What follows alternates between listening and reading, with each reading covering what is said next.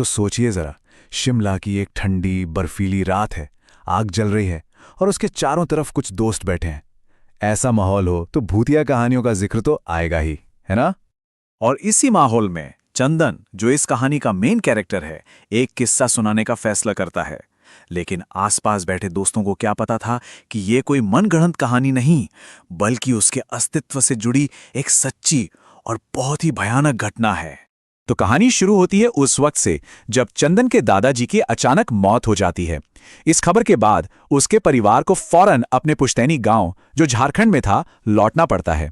ये एक ऐसी घटना थी जिसने आगे चलकर सब कुछ बदल दिया। अब यहां पर हमें इस कहानी को एक बच्चे की नजरों से देखना होगा। छोटा चंदन बहुत उलझन में था। उसे समझ नहीं आ रहा था कि माहौल इतना अजीब क्यों है। मतलब ये किसी आम अंतिम संस्कार जैसा बिल्कुल नहीं था। हवा में एक अजीब सी बेचैनी घुली हुई थी, और इस बेचैनी का सबसे पहला सबूत था उसके दादाजी का चेहरा, जो बिल्कुल बदल चुका था। और बस यहीं से कहानी एक रहस्य, एक इन्वेस्टिगेशन का मोड़ ले लेती है। परिवार का बर्ताव अचानक से अजीब हो गया था। सब कुछ छुपा रहे थे, और इन सब के बीच दादाजी की एक झोपड़ी थी जिसके आसपास भी जाने की किसी को इजाजत नहीं थी। तो सवाल ये उठता है कि आखिर परिवार छुपा क्या रहा था? ऐसा क्या राज था? दादाजी की मौत और उस झोपड़ी, इन दोनों के बीच क्या कनेक्शन था? यही सारे सवाल उस छोटे से चंदन के दिमाग में भी घूम रहे थे। और फिर एक के बाद एक अजीब व गरीब सुराग सामने आने लगे, जैसे उसके पिता के चेहरे पर एक अनजाना सा डर। वो झोपड़ी जैसे एक राज बनाकर रखा गया था, एक चेतावनी की लाश को घर में ज्यादा देर नहीं रख सकते। और फिर वो खास माला जो उसके पिता ने पहनी, और झोपड़ी के अंदर का मंजर तो और भी डरावना था। फर्श में एक दरार, इधर उधर बिखरी हड्डियां और कुछ तांत्रिक सामान, हर चीज इस पहेली को और उलझा रही थी। लेकिन फिर एक छोटी सी अनजाने में हुई गलती सब कुछ बदल देती है।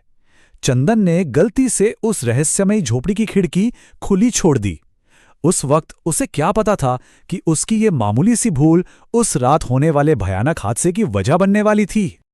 अब कहानी रहस्य से आगे बढ़कर सीधे टकराव पर आ जाती है, क्योंकि वो रात आ चुकी थी जब झोपड़ी में कैद वो राज आजाद होने वाला था। उस रात जो हुआ वो किसी की भी रूह कांपा दे।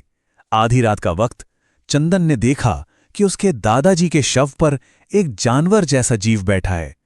वो जैसे ही पास गया, वो चीज गायब हो गई। अगले ही पल दादाजी का शव उठ खड़ा हुआ और उसने चंदन पर हमला कर दिया। बचाने के लिए जब चंदन के पिता ने उस शव का सर काटा, तो उसमें से एक काला धुआं निकला और सीधा जाकर चंदन के जिस्म में समा गया। अब पूरा परिवार बुरी तरह से दहशत में था। उनके सामने कुछ ऐसा हो रहा था जो उनकी समझ से बिल्कुल परे था। इसलिए जवाब तलाशने के लिए एक जानकार, एक पंडित को बुलाया गया, और उस पंडित ने आखिरकार उस राज से पर्दा उठाया।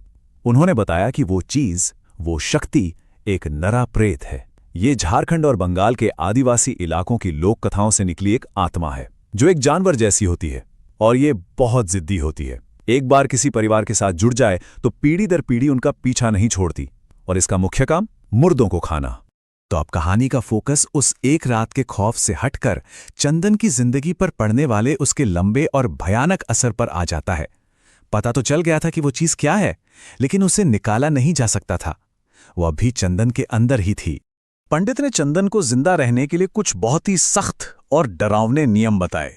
पहला, उसे अगले 12 साल तक एक खास अभिमंत्रित माला हमेशा पहने रखनी थी, और दूसरा, हर साल दादाजी की बरसी पर उसे उसी झोपड़ी में बांधकर बंद कर दिया जाता था, ताकि वो प्रेत कुछ देर के लिए बाहर निकल सके। और इसके साथ ही कहानी वापस आज की रात पर आ जाती है, वापस उसी शिमला की आग के पास। चंदन ने अपनी कहानी तो खत्म कर दी थी, लेकिन शायद असली खौफ तो अब शुरू होने वाला था। उसके एक दोस्त ने आखिर वो सवाल पूछ ही लिया जो सबके दिमाग में था, तो क्या वो नरा प्रेत अभी तेरे अंदर है? और चंदन का जवाब था हाँ। मतलब ये कहानी बीते हुए कल की नहीं थी। वो श्राप अब भी जिंदा था, ठीक उसी वक्त, उसी कैंपफायर के पास। और जैसे ही चंदन के मुंह से हाँ निकला, अंधेरे में उसकी आंखें अजीब तरह से, भयानक रूप से चमकने लगीं, जैसे इस बात का सबूत दे रही हों कि नर्रा प्रेत अब भी वहीं है, सब कुछ सुन रहा है और सब कुछ देख रहा है। और ये पूरी कहानी हमें एक आखिरी और बहुत परेशान करने वाले सवाल के साथ छोड़ जाती है। पंडित के नियम तो 12 साल के लिए थे, लेकिन उन 12 सालों के बाद क्या? क्या उसके बाद चंदन आजाद हो जाएगा, या फिर कहानी का असली भयंकर अंजाम अभी बाकी है?